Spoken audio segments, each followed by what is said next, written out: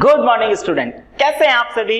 मैं अनिल देवड़ा एक बार फिर से आपका स्वागत करता हूं एग्जाम कौशल यूट्यूब चैनल पर। तो कैसे हैं आप सभी।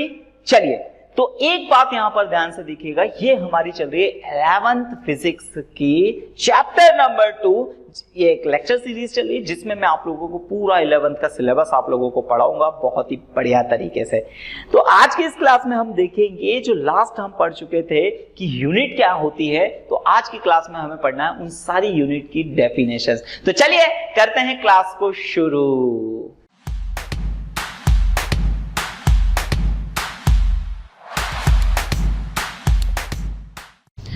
तो चलिए स्टूडेंट, सबसे पहली यूनिट हमारे पास में आती है और सबसे पहली बेसिक क्वांटिटी लेंथ, जिसे हम रिप्रेजेंट करते हैं। तो याद रखिएगा, लेंथ को हम किस चीज से रिप्रेजेंट करते हैं स्टूडेंट्स, तो लेंथ को कैपिटल एल से रिप्रेजेंट करते हैं और उसे जब हम मेजर करेंगे तो उसकी मेजरमेंट यूनिट हमने नाम रखा उसका मीटर, इसका सिंबल बनाया एम। अब इसकी डेफिनेशन कैसी होनी चाहिए, तो इसकी डेफिनेशन तो चलिए समझिएगा कि एक मीटर की डेफिनेशन कैसे, तो समझिए बिल्कुल सिस्टम जैसे एक सिंपल सा समझने की कोशिश कीजिए कि हमने क्या करा कि एक लकड़ी का इतना बड़ा टुकड़ा लिया और लकड़ी का इतना टुकड़ा लेने के बाद इसको बोल दिया मीटर, और ये पूरी दुनिया में ऐसा रहना चाहिए और ये बदलना नहीं चाहिए कभी। तो फिर बोले नहीं, लकड़ी तो खराब हो जाएगी, इसमें दीमक लग सकती है, समय के साथ ये खराब हो जाएगी। तो बोले हम ऐसा मटेरियल ले लेते हैं जो ज्यादा ड्यूरेबल हो। अब ज्यादा ड्यूरेबल हो तो हमने आयरन ले लिया, अब हमने लोहे की इतनी बड़ी रॉड ले ली और बोला कि ये मीटर है। अब ये मीटर है, पूरी दुनिया में बता दिया कि ये मीटर है, लेकिन हमारा ये मीटर बदलना नहीं चाहिए। अब हमारा ये मीटर नहीं बदलना चाहिए तो इसके बाद फिर प्रॉब्लम क्या हो गई कि सर जैसे ठंड बरसात आएगी, ठीक है, ठंड या गर्मी आएगी तो ये फैलेगा सुकड़ेगा। अब फैलेगा सुकड़ेगा तो हमने बोला एक काम करो, ये कभी नहीं बदले तो हम एक ऐसी जगह पे इसको रखेंगे और जहां पर हम एसी वगैरह और जहां का टेम्परेचर मेंटेन करके रखेंगे हमेशा 25 डिग्री सेल्सियस, कभी बढ़ने नहीं देंगे, कभी कम नहीं होने देंगे। तो बोले ये भी कभी बढ़ेगा नहीं, कभी नहीं कम होगा। बोले बहुत बढ़िया। फिर हवा के अंदर जो मॉइस्चर है, उस मॉइस्चर की वजह से पता चले उस लोहे की रॉड में जंग लग गया, थोड़ी छोटी हो गई। फिर बोले हम ऐसा मटेरियल यूज करें जिसमें जंग भी नहीं लगे। तो हमने एक ऐसा मटेरियल बनाया जो प्लेटिनियम इरिडियम का बनकर मिक्स धातु होती है, एलॉय होता है प्लेटिनियम इरिडियम का, जिसके अंदर कभी जंग नहीं लगता। अब जंग नहीं लगेगा तो अब सोचिए कि हमने इतना प्लेटिनियम इरिडियम का एक इतना बड़ा सा हमने क्या लिया, एक रॉड ली, और रॉड लेने के बाद उसको हमने एक प्लेस पे एक घर में 25 डिग्री सेल्सियस में फिक्स करके रख दिया और हम ऐसा कोशिश करेंगे कि ये कभी नहीं बदले, मतलब टेम्परेचर कभी नहीं बदले। अब टेम्परेचर कभी नहीं तो हमेशा उसका साइज उतना ही रहेगा। हाँ, और ये हमने बना दिया 1 मीटर। शुरुआत में ऐसी ही डेफिनेशन बनाई गई थी 1 मीटर, लेकिन जैसे जैसे हम समय के साथ आगे बढ़ते गए तो एक चीज में प्रॉब्लम आने लगी, और जैसी एक थ्योरी आई, ठीक है, ये जो पहले डेफिनेशन बनाई थी कि 1 मीटर ऐसी डेफिनेशन बनाई गई थी कि प्लेटिनियम इरिडियम के बनी हुई एलॉय 1 मीटर होता है जो 25 डिग्री सेल्सियस के टेम्परेचर के अंदर इतनी डिस्टेंस को क्रिएट करता है, मतलब इतना 1 मीटर। अब ये एक प्रॉब्लम क्रिएट होने लगी, ठीक है। अब यहां पर प्रॉब्लम क्या क्रिएट हो गई कि जब आइंस्टाइन ने अपनी theory the, theory of relativity, तो दुनिया को देखने का नजरिया ही बदल गया। अब आइंस्टाइन के अकॉर्डिंग कि कोई भी चीज जब चलती है, तो अगर कोई भी चीज चलती है तो चलते समय उसकी लेंथ अलग होती है, और कोई चीज अगर स्टेशनरी है तो उसकी लेंथ अलग, यानी कोई अगर चीज जब चल रही है तो उसकी लेंथ बढ़ जाती है और जब कोई चीज रुकती है तो उसकी लेंथ कम हो जाती है। सोचने में बड़ा अजीब लग रहा होगा ना कि आप लोग भी अभी यहां पर बैठे हो तो आपके हाइट, आपका लेंथ अलग है, लेकिन जब आप चल करके कहीं जाओगे तो आपकी लेंथ थोड़ी सी इंक्रीज हो जाएगी। बोले सर ये तो और कैसी बात, कुछ समझ ही नहीं आ रहा कि सर स्पीड का लेंथ के साथ तो है रिलेशन। अब वो कैसे रिलेशन है, तो इसको एक छोटे से एग्जांपल से समझिएगा, ठीक है। जैसे अगर मैंने एक सिस्टम बना दिया जैसे 1 मीटर का, अब 1 मीटर का सिस्टम मैंने बना दिया कुछ इससे, ठीक है, 1 मीटर का सिस्टम मैंने बनाया एक ये, और यहां से ये स्प्रिंग लगा दिया इस तरीके से, और स्प्रिंग के ऊपर ये मैंने एक वेट लगा दिया एम, ठीक है, अब मैंने कहा ना कि 1 मीटर तो अपन शुरुआत में किसी से भी मान सकते, तो अपन ने प्लेटिनियम इरिडियम से माना था, हमने इसको मान लिया। मैंने कह दिया कि यहां से लेकर यहां तक की ये डिस्टेंस है 1 मीटर। ठीक है, 1 मीटर के डिस्टेंस से इसको भी हम 25 डिग्री सेल्सियस में रखे रहने देंगे, उसी घर में रखे रहने देंगे, ये भी कभी नहीं बदलेगा। लेकिन सोचिए कि सर उसी के में अगर मैं इसको मोशन में ले आऊं, तो मोशन में जैसे ही, तो अगर ये मोशन में आके ये चीज जैसे घूमने लगेगी, तो घूमते समय आप क्या देखोगे, हाँ, तो जब ये घूम रहा होगा तो होगा ना कि सर जैसे ही इसको हम जोर से घुमाएंगे तो घूमते समय पता चले इसका जो नया शेप हो गया वो थोड़ा सा स्प्रिंग एक्सपांड हो गया, इसके ऊपर एक सेंट्रीफ्यूगल फोर्स लगेगा बाहर की तरफ, और जिसकी वजह से ये थोड़ा सा इलेवेट हो जाए। यानी अब मेरा 1 मीटर का जो लेंथ है वो 1 मीटर का लेंथ अब मैं ये नहीं कहने लग जाऊंगा, ये वाला। तो देखिए जब यही चीज रुकी हुई थी तब इसकी डिस्टेंस या 1 मीटर अलग था, और जब ये चीज चलने लगी तो इसका 1 मीटर अलग है। बोले सर चलो यहां तो समझ में आया, लेकिन अर्थ पे ऐसा क्या हो रहा है? तो भाई समझो स्टूडेंट्स कि हमारी अर्थ क्या स्टेशनरी है? नहीं, अर्थ भी तो पूरी चल रही है, सन के चारों तरफ चल रही है। अब सन के चारों तरफ चल रही है तो कोई भी चीज अगर अब चलेगी तो सोचिएगा कि जैसे अब यहां पर समझिएगा कि एक सिंपल से एक लोहे की वही वाली रॉड लेते हैं, और वही वाली रॉड के अंदर ये पार्टिकल्स हैं इस तरीके से, ठीक है। अब ये पार्टिकल्स है तो ये पार्टिकल्स के बीच में इंटरमोलिकुलर फोर्स जो होता है वो कैसे बिहेव करता है, लाइक अ स्प्रिंग, बिल्कुल इसी तरीके से स्प्रिंग के जैसे बिहेव करेगा। और ये पूरी की पूरी रॉड अर्थ के साथ चल रही है बिल्कुल। अब अर्थ के साथ चल रही है तो इनके बीच में जैसे ही कोई चीज चल रही है तो ये इस स्प्रिंग के ऊपर फोर्स लग रहा, फोर्स लगने के बाद हमने इसे नाम दिया कि ये है 1 मीटर। अब हम इसी 1 मीटर की रॉड को लेकर के अगर हम मून पे गए, ठीक है, अब मून रिलेटिवली मून की स्पीड जो है वो अर्थ की स्पीड से थोड़ी सी एक्स्ट्रा है। एक्स्ट्रा होने का मीनिंग क्या है कि उसके पास एक तो अर्थ के साथ साथ भी घूम रही है और साथ ही साथ में अर्थ के चारों तरफ चक्कर भी लगा रही है, यानी कुछ तो उसके पास एक्स्ट्रा है। तो कुछ चीजें एक्स्ट्रा है, तो जिसकी वजह से जैसे ही वहां पर गए तो हमें पता चला कि ये जो पार्टिकल है ये स्पीड की वजह से, बिल्कुल यही फिनोमिना होगा, स्पीड की वजह से ये थोड़े से और फैल जाएगा, यानी अब हमारा 1 मीटर अलग हो गया। इसका मतलब सोचिए कि अर्थ पे हमारा 1 मीटर लेंथ अलग है और मून पे हमारी 1 मीटर लेंथ अलग है। यानी कि जब हम अर्थ से मून को कैलकुलेट करेंगे तो हम भाई जब अर्थ से मून को कैलकुलेट करेंगे, उसकी लेंथ को कैलकुलेट करेंगे तो वो यहां से इसके हिसाब से करेंगे, और मून से जब अर्थ की तरफ करेंगे तो वो, और दोनों कैलकुलेशन बहुत डिफरेंट होगा, बहुत ज्यादा डिफरेंस। ठीक है, क्यों? क्योंकि ये सारी चीजें होना चाहिए ना कि जैसे हमने अर्थ से एक स्पेस शटल भेजा मून की तरफ। अब स्पेस शटल मून की तरफ भेजा तो हम ऐसा थोड़ी कि मून यहां है तो यहां देख करके ऐसे भेज देते, नहीं, हम इस डायरेक्शन में ऐसे भेजते हैं, और ऐसे भेजते हैं कि इतना सटीक कैलकुलेशन होता है कि जब शटल यहां पर जा रहा होगा, स्पेस शटल यहां पर जा रहा होगा, उसी समय पर मून यहां पर जस्ट उनका आए और वो टकराए, मतलब उसी के रास्ते में जाए।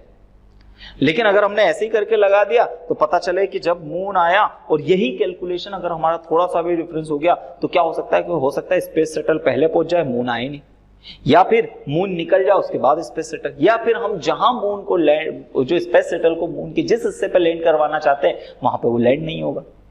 ऐसे बहुत सारी प्रॉब्लम्स क्रिएट हो जाएगी।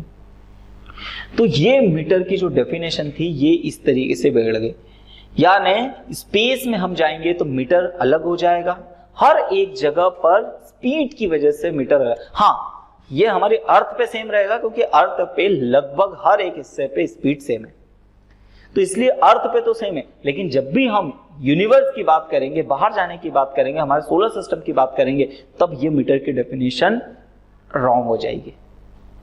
और हमारा सबसे पहला ही फिक्स उद्देश्य हमारा क्या है कि हमारी यूनिट ऐसे डिफाइन होना चाहिए कि कोई भी इसके ऊपर उंगली नहीं उठा सके। तो यहां पर एक गलत साबित हो गया। हम किस चीज को लेकर गलत साबित हो गए कि आइंस्टाइन की रिलेटिविटी की थ्योरी के पहले इसे हम सही मानते थे, लेकिन थ्योरी ऑफ रिलेटिविटी के बाद में हमने ये देखा कि नहीं, ये तो गलत है। अब इसे सही, अब इसे सही कैसे किया जाए?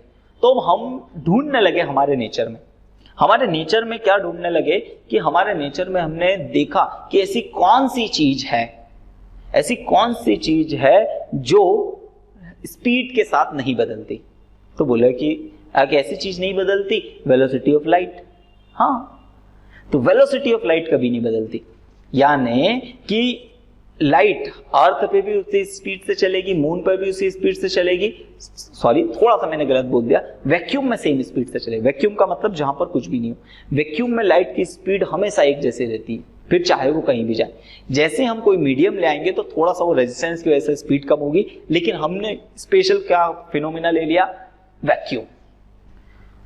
ठीक है, तो वैक्यूम में अब देखिए, अब हमने बिल्कुल सिंपल सा बात कही कि हमने ये बोला कि लाइट की स्पीड कितनी होती है। तो देखिए, लाइट की याद रखने वाली स्पीड ये होती है 3 × 10⁸ मीटर पर सेकेंड। बात समझ में आई? अब यहां से यहां तक में ये डिस्टेंस, ये 1 मीटर को हम कैसे डिफाइन करेंगे? हम ये डिफाइन करेंगे कि 1 मीटर डिस्टेंस को लाइट कितने 3 × 10⁸ मीटर पर सेकेंड, मीटर से मीटर कैंसिल, सेकेंड ऊपर पहुंच जाएगा, यानी 1/3 × 10⁸ टाइम में। ठीक है, इतने टाइम या इतने सेकेंड में लाइट जितनी डिस्टेंस ट्रेवल करेगी, that distance will be 1 metre. ठीक है, समझ में आया कुछ? चलिए फिर से थोड़ा सा समझिए। ठीक है, थोड़ा सा और अच्छे से इसको क्लियरिफिकेशन के साथ मैं आप लोगों को डिस्कस करता हूं, बताता हूं। 1 मीटर की डिस्टेंस कितनी? तो सबसे पहली चीज, हम डिस्टेंस का फॉर्मूला जानते हैं कि डिस्टेंस इज इक्वल टू क्या होता है? तो डिस्टेंस इज इक्वल टू होता है स्पीड इनटू टाइम। अब सोचिएगा कि अब यहां पर इसे समझिएगा कि हम यहां से यहां तक की 1 मीटर डिस्टेंस को हम कैसे रिप्रेजेंट करेंगे। कि जो लाइट है वो 1 मीटर डिस्टेंस ट्रेवल कर रही है, 1 मीटर डिस्टेंस ट्रेवल कर रही। लाइट की स्पीड कितनी है? 3 × 10⁸ मीटर पर सेकेंड। बात समझ में आई? ठीक है, यहां तक में किसी को कोई दिक्कत? और यहां पर है टाइम। अच्छा, इसको मैं इस तरफ ले आऊं तो इधर ये मल्टीप्लीकेशन में, तो इधर जाके डिवाइड में हो जाएगा, तो 1/3 × 10⁸ मीटर पर सेकेंड, और यहां पर भी सेकेंड है, सेकेंड से सेकेंड कैंसल, यानी ये हमारे पास में क्या बचाएगा? मीटर। तो इसका मतलब क्या है कि जो लाइट है वो 1 मीटर की डिस्टेंस इतने समय में कवर करे, तो उस समय पर हमारे पास जो डिस्टेंस होगी वो डिस्टेंस किसके बराबर होगी? 1 मीटर के बराबर होगी। तो चलिए, ये इसकी डेफिनेशन थोड़ा सा यहां वाला हिस्सा में रफ करने देता हूं। ठीक है, चलिए, तो इसकी the metre is the length of the path travel by light in vacuum during a time interval. कितने टाइम में? तो 1 में इतना। और याद रखिएगा, इसी को ही मैंने अप्रोक्सीमेटली करके, इसी को ही हम, ये एग्जैक्ट है और इसको अप्रोक्सीमेटली आप इतना लिख सकते हो 3 × 10⁸, यानी 1 सेकेंड में, 1 सेकेंड के कितने हिस्से? 3 × 10⁸ सेकेंड हिस्से में जो लाइट जितने डिस्टेंस ट्रेवल करेगी वो डिस्टेंस होगी 1 मीटर। अब इसकी समझ पा रहे हो ना कि लाइट से हमने ऐसी थोड़ी सी टफ डेफिनेशन बनाने की जरूरत क्यों पड़ी? क्योंकि हम चाहते हैं कि हमारा जो मीटर है वो कभी ना बदले। ठीक है, तो ये था हमारे पास मीटर की डेफिनेशन। तो 1 मीटर कितना? आई होप सो समझ में आया होगा आप सभी लोगों को। चलिए, नाउ नेक्स्ट। तो नेक्स्ट हमारे पास में क्या होता है? किलोग्राम। अब किलोग्राम में, हालांकि इसमें भी आइंस्टाइन की थ्योरी यही है कि जो रुका हुआ ऑब्जेक्ट रहता है उसका मास अलग रहता है और जो चल रहा होता है उसका मास अलग रहता है। लेकिन यहां पर हमने मास के लिए बहुत ज्यादा कुछ ऐसा किया नहीं, क्योंकि हम अर्थ पे जनरली, तो अर्थ पे एक वही प्रोटोटाइप को मान करके मास की डेफिनेशन बनाई। कैसे? समझिएगा। The kilogram is equal to the mass of international prototype. तो हमने क्या करा? वही चीज कि प्लेटिनियम इरिडियम का एक ऑब्जेक्ट लिया है, मतलब एक टुकड़ा लिया है, उसके वेट को ही हम बोलेंगे कि ये 1 kg है। और जो लिया अपन ने उसका रूपरेखा जब बनाई कि इसके बराबर होगा, तो वो अपन ने क्या बनाया, वो है किलोग्राम। ठीक है, और उसको अपन क्या बोलेंगे, prototype. Prototype of kilogram kit रखा हुआ है an international bureau of weight and measurement. ठीक है, तो ये जेनेवा में बना हुआ है, फ्रांस में, वहां पर सारे मेजरमेंट से रिलेटेड सारे डॉक्यूमेंट्स वहीं रखे हुए। ठीक है, एट सर्व नियर पेरिस, फ्रांस। क्लियर? तो ये थी 1 किलोग्राम की डेफिनेशन कि एक प्रोटोटाइप है जो फ्रांस के पेरिस में रखा हुआ है। ठीक है, चलिए बहुत बढ़िया। नाउ नेक्स्ट हमारे पास में आ जाता है टाइम के लिए। ठीक है, अब यहां पर टाइम को अपन ने कैसे टाइम, तो हमने सबसे पहले टाइम को किस तरीके से मेजर किया, तो बिल्कुल सिंपल सा तरीका। हमने टाइम को मेजर करने के लिए क्या देखा था कि सर सूरज उगता है और ठीक 24 घंटे के बाद दोबारा वहीं से उगता है।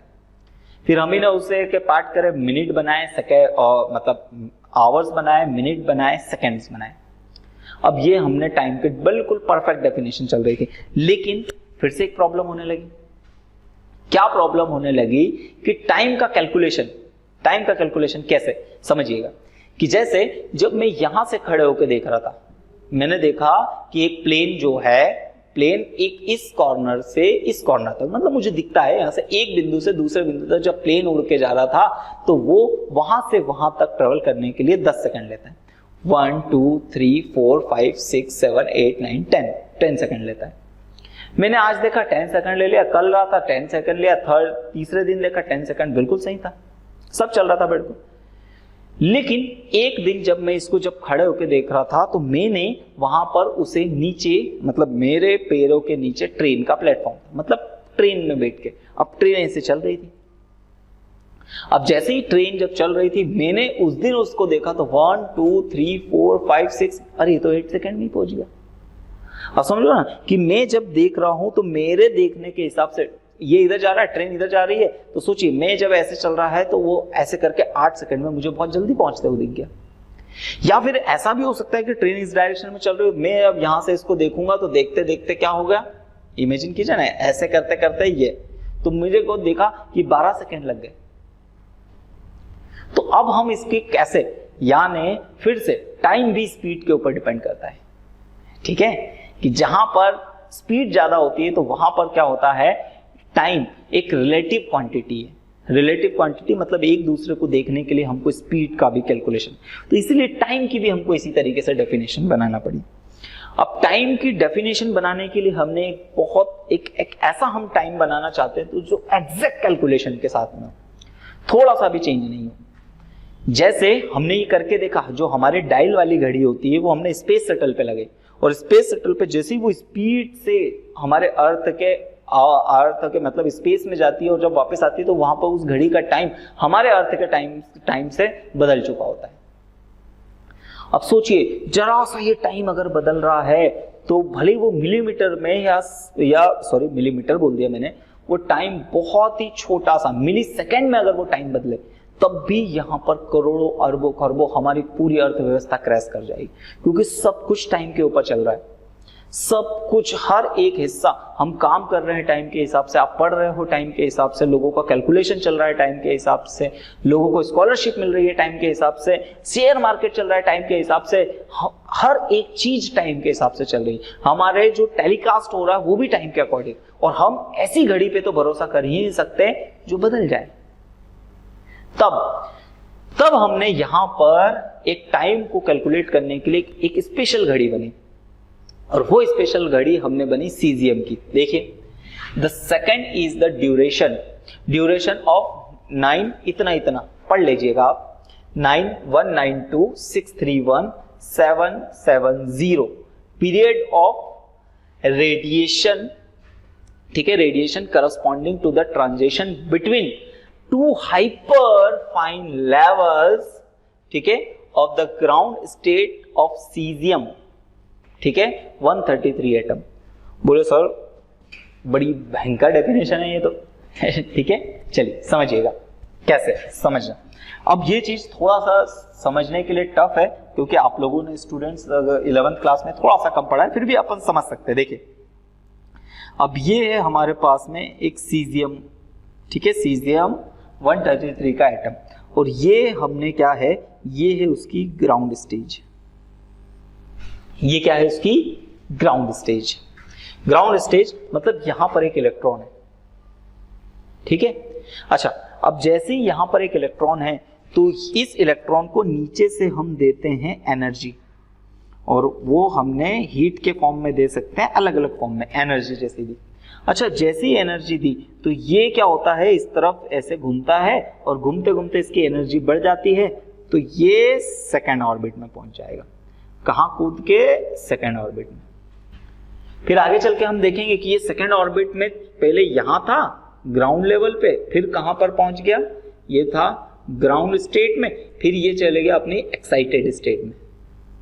अब एक्साइटेड स्टेट में चले गया, लेकिन वो बहुत ज्यादा देर वहां रहेगा नहीं, वो बहुत ज्यादा कुछ एनर्जी को लेकर वो, लेकिन वहां पर वो रहेगा नहीं और वापस आएगा।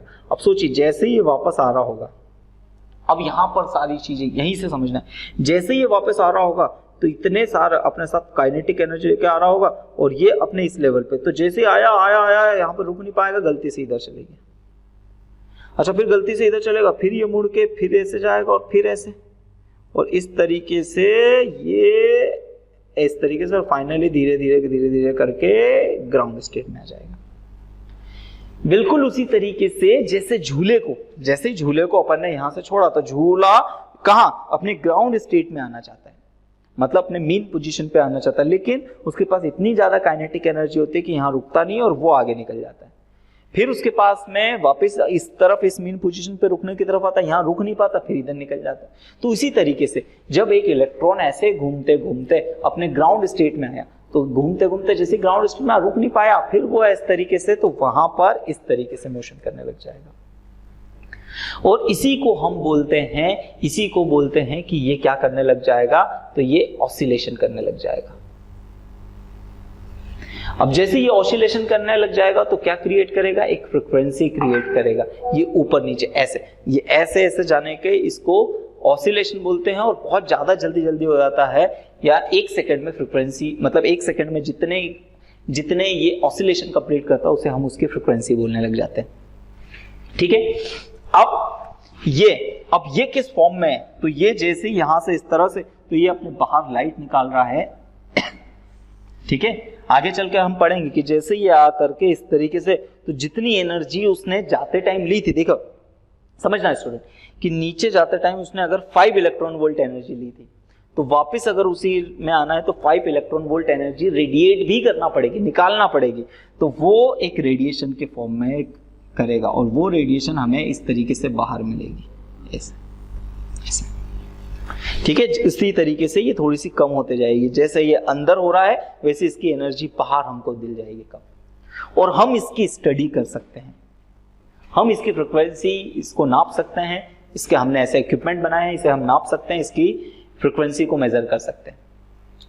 अब इसकी फ्रीक्वेंसी को मेजर कर सकते हैं, और हमने यही चीज अपनाई कि हमने 1 सेकंड क्या बोला, कि 1 सेकंड क्या बोला, कि 1 सेकंड कितना, तो 1 सेकंड उतना टाइम है जिसमें ये कितने बार ऐसे ऑसिलेशन कर लेगा, ऐसे ऐसे ऐसे ऐसे ऐसे ऐसे करके वो इतने ऑसिलेशन कर लेगा, यानी 919263170 इतने ऑसिलेशन कर लेगा, सिर्फ कितने सेकंड में, 1 सेकंड में। अब 1 सेकंड में जैसे ही 1 सेकंड होगा हमेशा इसका ऑसिलेशन इतना ही होगा, और ये हमने देखा कि ये अर्थ पे करें, हम स्पेस में करें, कहीं पर भी करें, ये ऑसिलेशन नहीं बदलता। इसकी स्पीड बढ़ा दें, स्पीड कम कर दें, ऑसिलेशन नहीं बदलता। तो इसलिए हमने इसी को बेस माना कि सीजियम को हम एनर्जी देंगे, सीजियम के मटेरियल को, सीजियम 133 के एटम को हम एनर्जी देंगे, और वो एनर्जी के बाद में ऑसिलेशन करेगा, और इतने ऑसिलेशन जब करेगा तो एक टाइम कंज्यूम होगा, उस टाइम को हम क्या बोलेंगे कि ये है 1 सेकेंड। आई होप सो आप सभी को बहुत अच्छे से समझ में आया होगा। तो चलिए समझिएगा फिर से एक और। The second is the during of, ठीक है, ड्यूरेशन ऑफ, ड्यूरेशन मतलब time duration, time duration of इतने period of radiation corresponding the transition. अब ट्रांजिशन का मतलब ऊपर जाके वापस नीचे आना है, transition between two hyperfine levels, the ground state of the cesium-133 atoms। और ये पूरी एकदम एक्यूरेट होती है घड़ी, और यही घड़ी हमारे स्पेसशिप, स्पेस शटल या पूरे दुनिया का जो टाइम कैलकुलेशन होता है वो इसी घड़ी के हिसाब से होता है। ठीक है, तो स्टूडेंट्स ये आप लोगों को बहुत अच्छे से समझ में आया होगा। चलिए नाउ अब नेक्स्ट की तरफ बढ़ते हैं। ये हमने टाइम को पढ़ा। अब अगली चीज आ जाती है हमारे पास basic unit electric current. Electric current को हम ए से ही रिप्रेजेंट करेंगे और इसका मेजरमेंट एम्पियर होगा। ठीक है, चलिए तो एम्पियर क्या होता है? अब ये थोड़ा सा समझने के लिए थोड़ा सा ये भी टफ है, क्योंकि ये जो है वो 12th स्टैंडर्ड का पार्ट है, बट फिर भी हमको यूनिट के बारे में पढ़ना है, मैं कोशिश करूंगा पूरी समझाने की। ठीक है, आइए समझते हैं। The ampere is that constant current which is maintain the two state straight, state लिख दिया है यहां पर, स्ट्रेट आएगा, two straight parallel conductor of infinite length. उनकी लेंथ कितनी? Infinite. The negligible circular cross section, मतलब तार बहुत पतले हैं अपने आप में, and the place 1 metre apart in vacuum. ठीक है, would produce between these conductors a force equal to 2 into 10 to the power -7 Newton पर मीटर दी लेंथ। चलिए इसे अब समझते हैं। तो हमारे पास में देखिए एक टेबल अपन ने बनाई, एक टेबल बढ़िया सी। ठीक है, अच्छा अब इस टेबल के ऊपर मैंने ध्यान से सारी चीजों को, कि ये हमने एक तार रखा सॉरी, और ये तार कैसा होना चाहिए? इनफाइनाइट लेंथ का और बहुत पतला सा, इस तरीके से। ठीक है, इनके बीच की, इन दोनों तारों के बीच की डिस्टेंस कितनी है स्टूडेंट्स? तो इनके बीच की डिस्टेंस है 1 मीटर। कितने मीटर? 1 मीटर। अब 1 मीटर है। अब सोचिए, अब मैंने यहां पर क्या करा, एक इसको बांध करके इधर एक पुली से एक इसके ऊपर वेट बांध दिया, एक वेट। ठीक है, अच्छा ये वेट किसके इक्वल होना चाहिए? तो वेट यानी एक फोर्स होना चाहिए, वो किसके इक्वल होना चाहिए? 2 into 10 to the power -7 Newton के बराबर। इतना इसके ऊपर फोर्स। इसका मतलब अब देखो, इमेजिन करो टेबल के ऊपर रखा हुआ है। ठीक है, ध्यान से सारी चीजों को समझते जाइएगा। टेबल के ऊपर रखा हुआ है और इस तरीके से, तो अब इसके ऊपर एक इस डायरेक्शन में फोर्स लगेगा, और वो फोर्स किसके बराबर होगा? तो वो फोर्स इसके बराबर होगा 2 into 10 to the power -7 Newton के बराबर। ये इसको इधर खींचने की कोशिश करेगा। इमेजिन कर पा रहे हो कि टेबल है, टेबल के ऊपर 2 तार रखे हुए हैं, और दोनों तार के एक तार को अपन ने बिल्कुल यहां से फिक्स्ड कर दिया ऐसे, और दूसरे तार को फिक्स नहीं करा है, उसके ऊपर एक वेट अपन ने बांध करके ऐसे लटका दिया, तो वो इधर जाने की कोशिश करेगा। अब सोचिए कि ऐसा हो रहा है। अब हमने क्या करा, इस तार के, दोनों तार के अंदर, यहां पर इस तार और इस तार के अंदर में एक करंट फ्लो करवाना चाहता हूं, एक करंट आई फ्लो करवाना चाहता हूं। अच्छा, अब आगे चल के आप पढ़ोगे कि जैसे ये 2 तार है, 2 तार के अंदर अगर सेम डायरेक्शन में करंट फ्लो होता है, तो ये दोनों तार एक दूसरे को अट्रैक्ट करते हैं। आगे चल के हम 12th क्लास में जब पढ़ेंगे इलेक्ट्रोमैग्नेटिक इफेक्ट में, तो इलेक्ट्रोमैग्नेटिक इफेक्ट में हम देखेंगे कि जब भी इलेक्ट्रिसिटी, मतलब 2 तार में अगर करंट सेम डायरेक्शन में ट्रेवल कर रहे हैं, तो वो एक दूसरे को अट्रैक्ट करते हैं, और अगर अपोजिट डायरेक्शन में चल रहे हैं तो वो एक दूसरे को रिपेल करते हैं। तो मतलब हमने इसमें सेम डायरेक्शन में करंट लगा। अच्छा, अब ये एक तार तो कैसा हो गया? ये तार तो हो गया फिक्स्ड मतलब ये नहीं हिलने देना है, और ये हिल सकता है। ठीक है, अब जैसे, तो अब सोचो क्या होगा कि यहां से तो अपन ने फिक्स, इन दोनों तार के बीच में क्या होगा? एक अट्रैक्शन फोर्स। ये दोनों तार एक दूसरे को क्या करेंगे? अट्रैक्ट करेंगे। अब देखिए फिर से इस पूरे सिस्टम को समझ, मैंने इसको 1 मीटर, दोनों तार के बीच की डिस्टेंस 1 मीटर थी, इसको सेट करा, लगाया, ये उधर खसा करा, मैंने इधर से करंट फ्लो कराया। अच्छा, जैसे ही करंट फ्लो कराया तो इस डायरेक्शन में करंट बन रहा होगा, सॉरी, जैसे ही करंट ऐसे फ्लो हो रहा है तो इस डायरेक्शन में एक फोर्स बन रहा होगा, क्योंकि ये दोनों एक दूसरे को अट्रैक्ट कर रहे हैं। अच्छा, जैसे ये दोनों एक दूसरे को अट्रैक्ट कर रहे हैं, तो इसका मतलब क्या होगा कि सर ये इधर आने की कोशिश करेगा। अब ये इधर आने की कोशिश करेगा, लेकिन अब मुझे पता चला कि ये अभी भी उधर जा रहा है। इसका मतलब हम समझ गए कि ये वाला फोर्स अभी बड़ा है, इधर वाला फोर्स छोटा है, तभी तो ये तार उधर जा रहा है। अब मैं इधर के फोर्स को, इस वाले फोर्स की वैल्यू को, इस वाले फोर्स की वैल्यू को बढ़ाने के लिए मैं थोड़ा सा करंट को और मैंने बढ़ाया, थोड़े से करंट को और बढ़ाया। अच्छा, जैसे ही करंट को बढ़ाया तो पता चला कि अब इधर फोर्स ज्यादा लगने लगा। हमें कैसे दिख जाएगा कि ये जो तार है वो इधर आने लगा। इसका मतलब हमको पता चल गया कि ये फोर्स बढ़ा। अब मैंने करंट को धीमा करा, और करंट को बस इसी तरीके से हम ऐसा सेटअप करते हैं कि इधर वाला फोर्स इस वाले फोर्स के, ये दोनों फोर्स एक दूसरे के इक्विवेलेंट हो जाए। इसका मतलब इसके ऊपर बाहर की तरफ कितना फोर्स लग रहा है, 2 × 10⁷ न्यूटन इस वेट की वजह से, और इस तार के अंदर अट्रैक्शन फोर्स की वजह से, दोनों तार के अंदर सेम डायरेक्शन में करंट फ्लो हो रहा है, तो अट्रैक्शन की वजह से इसके अंदर भी फोर्स कितना क्रिएट हो जाए, 2 × 10⁷, और इनके बीच की डिस्टेंस कितनी, 1 मीटर के इनके बीच के डिस्टेंस, ये कांस्टेंट रहना चाहिए, फिक्स्ड रहना चाहिए। अगर हम ऐसी सिचुएशन को अचीव कर लेंगे तब हम बोलेंगे कि इस तार के अंदर, अब एक किसी में भी, चाहे इसमें चाहे इसमें, अब हम इस तार के अंदर जो करंट फ्लो कर रहे हैं वो करंट है 1 एम्पियर का करंट। तो ये हमने डेफिनेशन बनाई। अब स्टूडेंट्स, एम्पियर की 2-3 और अलग अलग तरीके से भी डेफिनेशंस है, ठीक है, जब हम आगे हायर क्लास में पहुंचेंगे तो वहां पर और पढ़ेंगे। आई होप सो मैंने समझाने की कोशिश करी, समझ में आया होगा। फिर से देखिए, the ampere is that constant current, ampere वह कांस्टेंट करंट है विच इज मेंटेन, जो कि मेंटेन कर सके, maintain in 2 straight parallel conductor of infinite length, negligible, मतलब याद रखिएगा ये तार जो है अनंत, और नेग्लेजिबल मतलब बहुत पतले हैं इसका cross section, and placed 1 metre, यानी एक करंट जो 2 स्ट्रेट पैरेलल कंडक्टर के बीच में 1 मीटर के डिस्टेंस को क्या करे, मेंटेन करके रखे। कब, वैक्यूम में।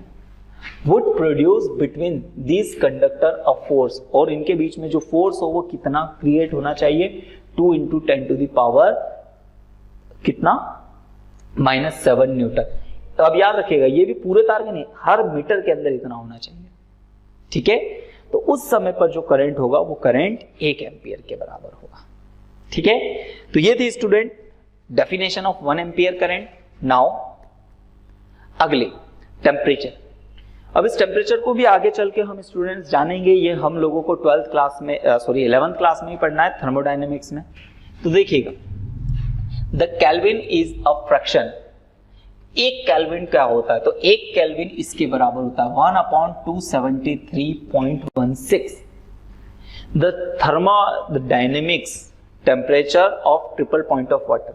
अब ट्रिपल पॉइंट ऑफ वाटर क्या होता है, यानी हम आगे चल के थर्मोडायनेमिक्स में देखेंगे कि पानी एक ऐसे बिंदु पर लाय करता है जहां पर तीनों स्टेट, पानी की तीनों स्टेट आकर मिल जाती है। यहां पर यानी यहां पर पानी लिक्विड फेज में भी हो सकता है, गैसियस फेज में भी हो सकता है, और आइस फेज, सॉलिड फेज में भी हो सकता है। तो इसको ट्रिपल एक पॉइंट बोलते हैं। तो ये हम आगे चल के और डिटेल में इसको पढ़ेंगे। तो फिलहाल डेफिनेशन है, लिख लीजिए आप लोग। अब आगे बढ़ते हैं, हमारे पास में अगला आ जाता है मोल। ये बेसिक स्टूडेंट्स आप लोगों को इसे केमिस्ट्री में बहुत डीपली पढ़ना है, 1 मोल को, ठीक है। अब समझिएगा, the mole is the amount of substance, ठीक है, of a system which contains many elements, ठीक है, entities are the atoms 0.012 kg या किलोग्राम ऑफ कार्बन 12। इसका मतलब समझिएगा, थोड़ा सा यहां पर समझिएगा कि हमने कार्बन 12 मटेरियल लिया, ठीक है, कार्बन का ये, अब कार्बन 14 भी होता है इसके आइसोटॉप्स, तो कार्बन 12 एक मटेरियल लिया, कार्बन आइसोटॉप्स, और उसके हमने 0.012 kg उसका वेट लिया, और वेट लेने के बाद उसके अंदर जितने पार्टिकल्स प्रेजेंट होंगे वो पार्टिकल्स होते हैं 1 मोल, ठीक है। वो पार्टिकल्स कितने होते हैं स्टूडेंट्स, 1 मोल।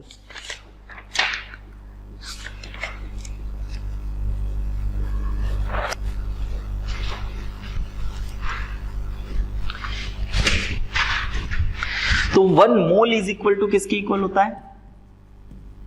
तो 1 मोल इज इक्वल टू 6.022, देखिए किसी बुक में 3 भी हो सकता है, into 10 to the power 23, 10 to the power 23, ये होता है 1 मोल की वैल्यू। अच्छा, अब थोड़ा सा ये चीज और समझ लीजिएगा कि 1 मोल क्या है। एक्चुअली हमारे पास में क्या होता है, 3 सब्सटेंस होते हैं। सबसे पहला पार्टिकल, दूसरी चीज हमारे पास में क्या होती है, वॉल्यूम, ठीक है, पार्टिकल, वॉल्यूम, और तीसरी चीज होती है मास। यानी हम पूरी दुनिया में कोई भी सब्सटेंस है उसको इसी 3 तरीके से मेजर करते हैं। या तो हम उसके पार्टिकल मेजर करेंगे कि कितने पार्टिकल्स हैं, मास मेजर करेंगे कितना मास है उसका, या उसका वॉल्यूम मेजर करेंगे।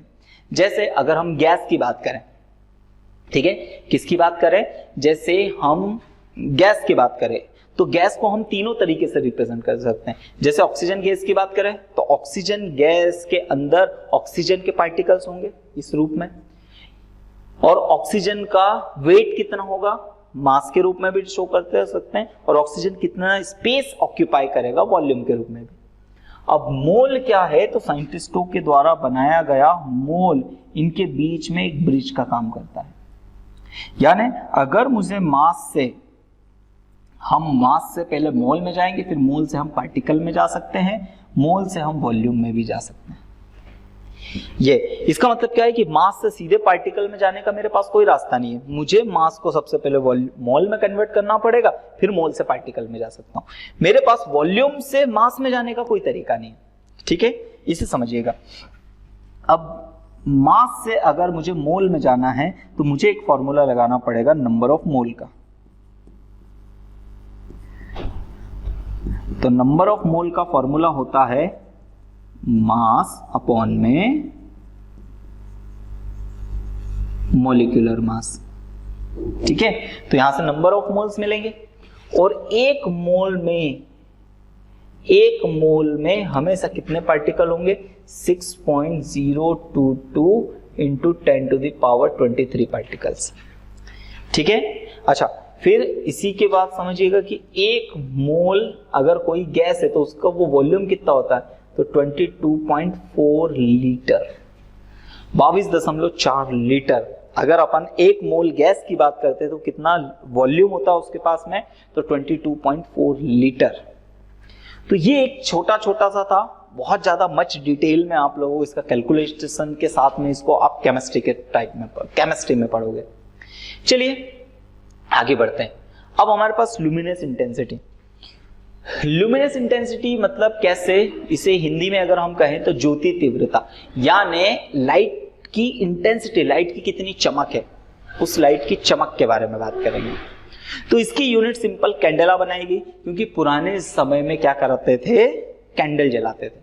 अब सोचिए, जैसे मुझे एक लाइट की इंटेंसिटी बताना है, तो मैंने क्या करा, अपने घर में लाइट को जलाया और एक कैंडल जलाया, और हमने देखा कि नहीं यार बराबर नहीं हो रहा है, इसके बराबर लाइट नहीं दे रहा है। फिर मैंने 2 कैंडल जलाया, 5 कैंडल जलाया, तो मैं बोलूंगा इसके 5 कैंडल से जो रोशनी निकल रही है वो इसकी लाइट के बराबर है। तो हम क्या बोलेंगे, इसकी इंटेंसिटी कितनी, इसकी लुमिनस इंटेंसिटी कितनी, तो वो है 5 कैंडेला। तो ये शुरुआत में इसका सिंपल सा माना गया, ठीक है।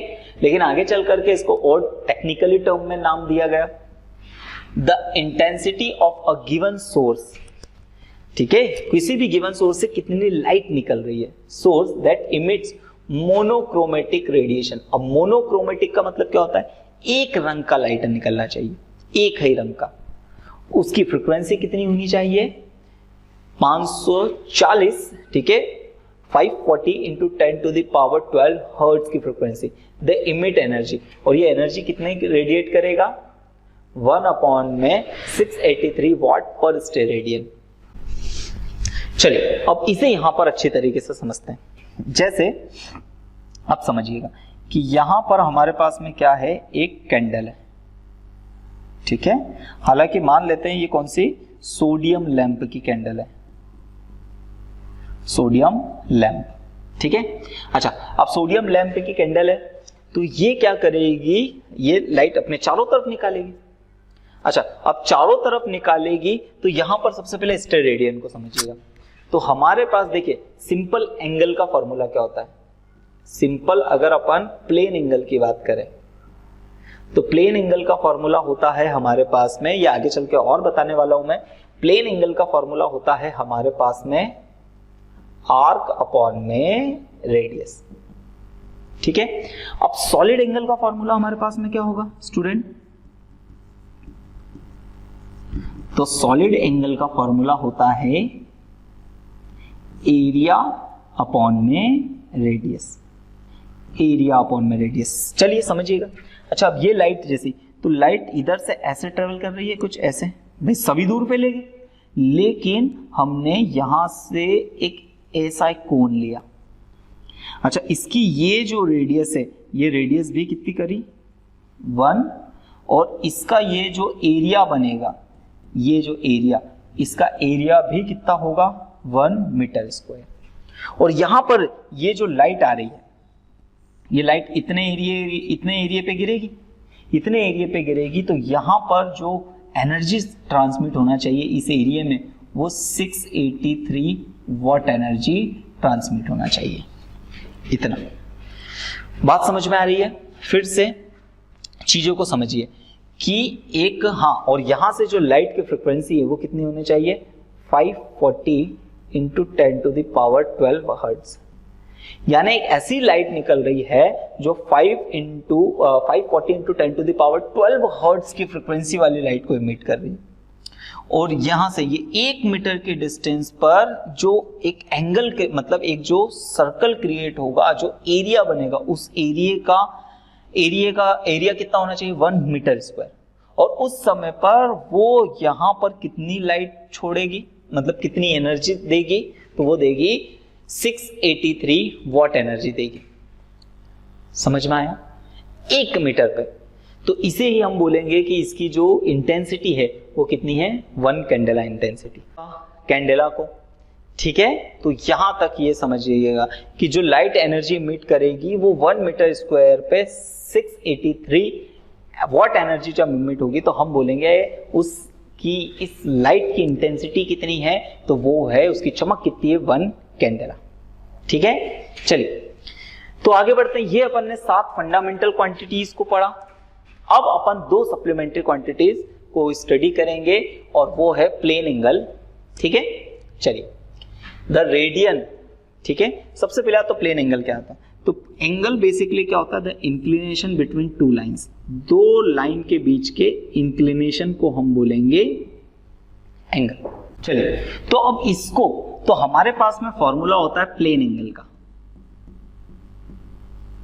तो प्लेन एंगल का फॉर्मूला क्या होता है? तो प्लेन एंगल का फॉर्मूला होता है आर्क अपॉन में रेडियस। क्या होता है? प्लेन एंगल का फॉर्मूला आर्क अपॉन में रेडियस। चलिए अब समझिएगा कि सर इसको रेडियन में कैसे कन्वर्ट करें। तो जैसे हमारे पास में एक सर्कल, अच्छा, अब सर्कल का ये पूरा एंगल लिया अपन ने, मतलब सर्कल पूरा घूम करके यहीं पर आया, ठीक है। तो यहां पर होता है एंगल कितना होगा 360। अच्छा, अब समझिए कि आर्क कितना है यहां पर, ये पूरा, यानी एक लाइन जो है वो पूरा घूम करके वापस यहीं पर आई, तो इसका इंक्लिनेशन कितना, या इसने कितना आर्क बनाया, तो वो बनाया 2 पाई आर के इक्वल। तो यहां पर प्लेन एंगल यहां पर अपन रख सकते हैं 2 पाई आर, और अपॉन में एंगल क्या है, अपॉन में रेडियस आर। तो इसका मतलब क्या होगा 2 पाई रेडियन।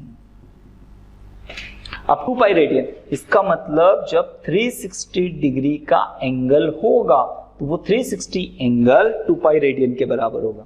अब यहीं पर अगर मैं 180 एंगल की बात कर दूं, 180 डिग्री, तो वो होता है पाई रेडियन। और यहीं से अपन 1 रेडियन की डेफिनेशन बना सकते हैं कि 1 रेडियन एंगल कितना होगा। तो 1 रेडियन ये इधर मल्टीप्लाई में है, इधर जाकर डिवाइड कर देंगे, तो 180 डिग्री बाय पाई। तो इस तरीके से हम किसको, रेडियन, मतलब डिग्री को रेडियन में, रेडियन को डिग्री में कन्वर्ट कर सकते हैं। और पाई की आपको न्यूमेरिक वैल्यू कितनी 22/7, या न्यूमेरिक वैल्यू 3.14। देखिए तो radian is that inclination between two lines when length of line is 1 metre and make 1। अच्छा यहां पर और समझ लीजिएगा कि सर जी कि यहां पर ये जो रेडियस है वो किसके इक्वल होना चाहिए, 1 मीटर, और यहां पर ये जो आर्क है ये भी कितना होना चाहिए, 1 मीटर। तो उस समय पर यहां पर जो एंगल क्रिएट होगा वो एंगल होगा 1 रेडियन एंगल। ठीक है, तो 1 मीटर की रेडियस जो है 1 मीटर का आर्क जब क्रिएट करेगी तो जो एंगल क्रिएट होगा वो 1 रेडियन एंगल होगा। और फिर पूरा सर्कल वाला मैंने पूरा हिस्सा बता ही दिया आप लोगों को। चलिए बहुत बढ़िया, ठीक है, तो बहुत अच्छे से क्लियरिफाई हुआ। नाउ नेक्स्ट हमारे पास में आता है प्लेन एंगल के बाद में सॉलिड एंगल। अच्छा प्लेन एंगल के बाद में यहां पर सॉलिड एंगल, तो थोड़ा सा यहां पर चेंज कर लीजिएगा, हमारे पास आया नहीं है यहां पर। ठीक है, सॉलिड एंगल को हम मेजर करते हैं स्टेरेडियन से। ठीक है, फिर से तो यहां पर सॉलिड एंगल द रेडियन, ठीक है, कौन सा, the steradian is that inclination between two lines की जगह यहां पर क्या आ जाएगा, between two surface when length of the lines, ठीक है, is 1 metre and make an area 1 metre square.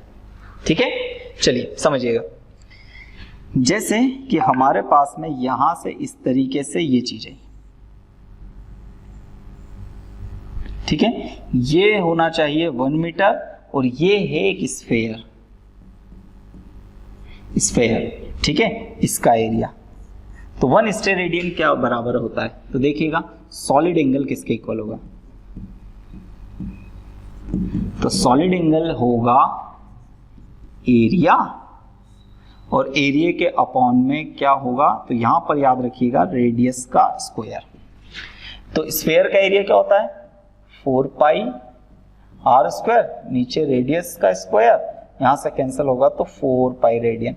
यानी जब एक पूरा स्फेयर के सेंटर पे, यानी स्फेयर के सेंटर पे कितना डिग्री का एंगल क्रिएट होगा, 4 पाई। लेकिन जब ये 1 मीटर होगा और इसका सरफेस का एरिया भी यहां पर 1 मीटर स्क्वायर होगा, तब जाके यहां पर जो एंगल क्रिएट होता है वो 1 स्टेरेडियन के बराबर होता है। ठीक है, तो चलिए ये हमने सारे बेसिक फंडामेंटल क्वांटिटीज की यूनिट और साथ ही साथ में सप्लीमेंट्री क्वांटिटी की यूनिट्स को देखा। तो कैसी लगी आपको क्लास, कमेंट करके जरूर बताइएगा स्टूडेंट। साथ ही साथ में अगर वीडियोस अच्छा लग रहा है तो लाइक कीजिएगा, ज्यादा से ज्यादा लोगों के बीच में शेयर कीजिएगा। चलिए तो आज की क्लास को करते हैं यहीं पर समाप्त। बहुत बहुत धन्यवाद आप सभी लोगों का। जय हिंद, जय भारत।